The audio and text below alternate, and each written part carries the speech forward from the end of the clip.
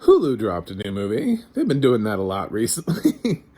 And I've decided to watch it. And here's what I knew about it. I knew it was Joey King and Dominic Cooper. And all I heard was like a basic log line that it was about a princess who was betrothed but didn't want to get married to her prince. And with Joey King and Dominic Cooper, I didn't expect this.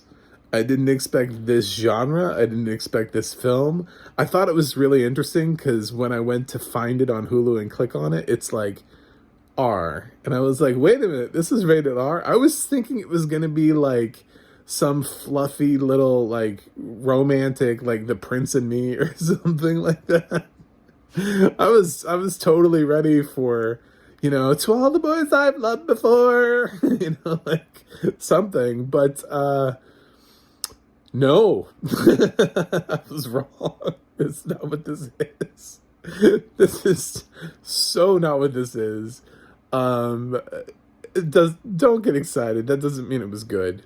I'm John Stark, Mac the movie guy, and this is my review of The Princess. I'm a blind film critic, which I'll admit, this is an action film where there's a lot of action, so maybe your opinion will be different than mine, but I did get all of the stuff through the audio description, all of the cool moves, the sword fighting, the bashing people in the head, stabbing people in the eye, decapitating people. I got all that. The whip. Yeah, I got all the violence in there.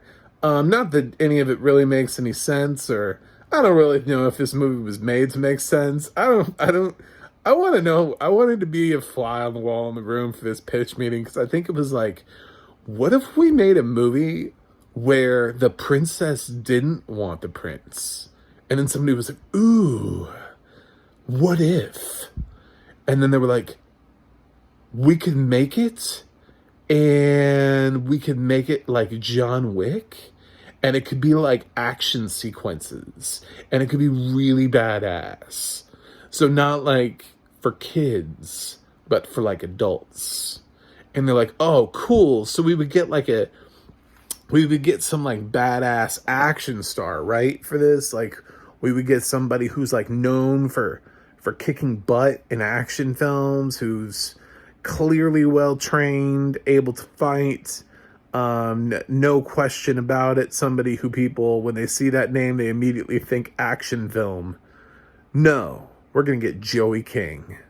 And then somebody was like, ooh, good idea. And then they just kept going off of that. And like, there was nobody in the room who ever said no to any of the ideas.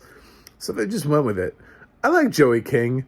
I don't know that I would have picked her for this because I had a really hard time making the leap of faith that she was doing all of her own stunts. I just assumed that somebody was doing her stunts for her. And it actually took me out of the film because and I apologize if Joey King actually like spent months training to be able to do these fight sequences. I just don't see her as doing that.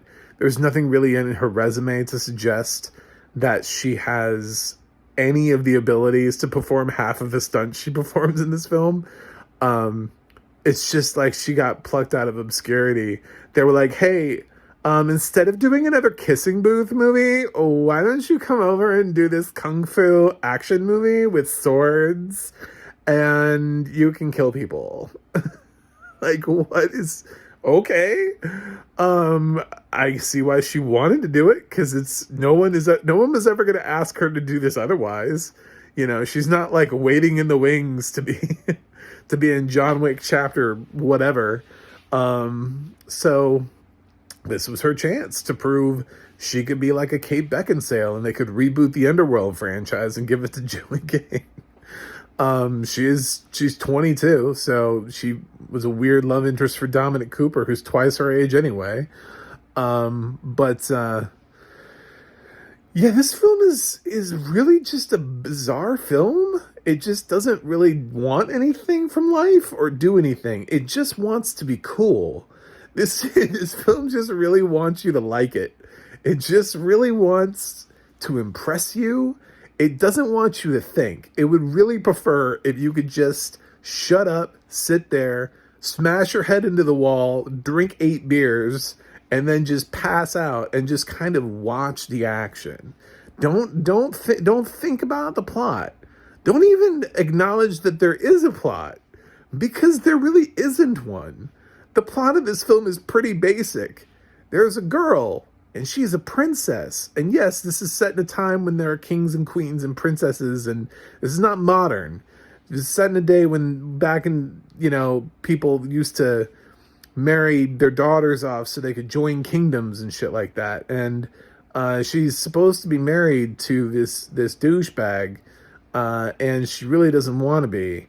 And instead of this being a comedy or a drama, it turns into like a kung fu John Wick action style movie. There can't be guns, so the best thing she can do is use melee weapons and swords and knives and kick people and punch people. And how do they bring kung fu into medieval, you ask? Well, her father gets made fun of for his kingdom being welcoming to those who are not white. And they do go out of their way towards the beginning of the film, which I thought was really interesting until I realized what they were doing. They were pointing out like the races of some of these characters, and they were like, and there's an Asian woman and a black man. And I was like, why do I need to know the races of these characters? They're just sort of like peripheral characters to begin. Oh, because I get it. So like Dominic Cooper's people are like racists, and they're coming into this kingdom that's not, and is open to all of these people and doesn't like enslave them and just lets them like live their lives. And in this process, they've come to acquire Asian people who know some form of martial arts and have trained Joey King and I'm shitting you not, this is what this film is about. Don't look at me like that. And have trained Joey King in martial arts so that she knows how to fight. I don't know why.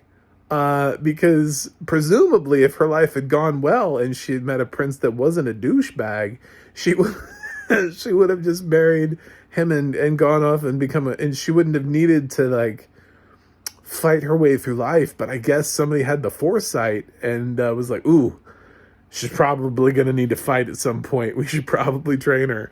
There's actually a scene where her mother's like, you should be learning proper etiquette, but keep up your lessons, but don't let anybody see. It's like, she's like, yes, I do want my daughter to know how to fight, but nobody can know. Well, we know. So basically this film is just one long, it's almost, it would, I'm sure somebody at some point pitched this as a continuous shot film, because it almost could be. She's basically in a tower and she's trying to get out of the tower, and that is the film. She doesn't really go anywhere or do anything. She doesn't like go across the country and seek vengeance. This all takes place within a really small amount of locations, and not with that many people. I'm sure even though this film is medieval, it was actually fairly low budget. It just, they kind of made it so that it felt kind of COVID friendly with the lack of needing for multiple location shots. She fights one person, one guard, and then she moves on to the next room and fights another guard, and she's slowly fighting her way out. And that's like the whole film. And then the prince and his mistress, or I don't know what she is, the whip lady, the dominatrix that he's brought along with her, are like, they keep sending him these other people until such time that eventually they end up being the final bosses that need to be fought. And then I don't want to spoil it, but stuff happens. There's a thing that happens at the end that doesn't even make sense. They don't even try to make it make sense. That's what I'm telling you. This film does not want you to know. It doesn't want you to think about it. It does not want you to think about it. It kills a character, and then like later on they're just alive, and there's really no explanation to it. They're just like, "Hey, what's up?" And she's like, "Oh, hey, I guess you didn't die." And then okay, cool. I'm glad. Like we just move on with our lives. There's no like, oh yes, they cast a magic spell and I was brought back mystically. And it's just everybody just accepts. Not dead. Cool. Awesome. Glad glad you didn't glad that death was not real. It was just a fake death. You got this is like a video game where you had an extra life. I don't know. This film makes no sense. It's not good. I didn't like it. I could not possibly recommend this film. I'm sure that there are people that are going to like it. They're going to be like, yes, this film is awesome. Cool. I mean, if you like just action sequences for the sake of action sequences, which I know a lot of people do, this film had a lot of really cool action sequences. I will give it that. It had, even in the audio description, I could tell this film has some really dope action sequences. I just, in my mind, have a really hard time believing that all of those were shot in a way that made it look like Joey King was doing her own stunts. If she spent a year learning martial arts for this, I apologize. I just don't think that happened. So she's just kind of a weird choice for this film. Anyway, that's my thoughts on this film. Like I said, the audio description was solid. Unfortunately, there is no narrator at the end of this. I waited all the way to the end of the credits. Nope, nothing, no name. So the unnamed narrator did a good job, and their unnamed team at the company that was listed, at least, they did a good job. Because the action sequences, I was able to follow all of them. The film tries to leave you with a joke, which is just like, okay, dude. You could take this film seriously. You could not take it seriously. Some of it is dumb. Some of it is intentionally dumb. Some of it, none of it makes sense. I don't know what this film was, what it wanted from its audience. I totally understand why it's not in theaters. This film would have been maddening to try to market to people because it has a little plot. But that's it. Yeah, if you want to watch Joey King, watch Joey King. But I'm going to kind of say don't. I'm going to give The Princess a C-. As other things you could do with your time. That's it. Let me know what you think in the comments. Give me a like. Give me a subscribe. MacTheMovieGuy.com.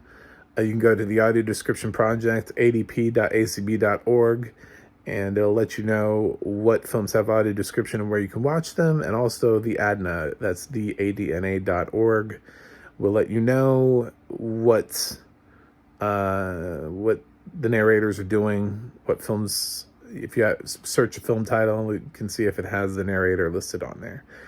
So I'm sure this doesn't just came out and it's not listed, so a wizard would have to figure this out. And I don't think anybody's going to care about The Princess to try to figure that one out. So that's it. I release you.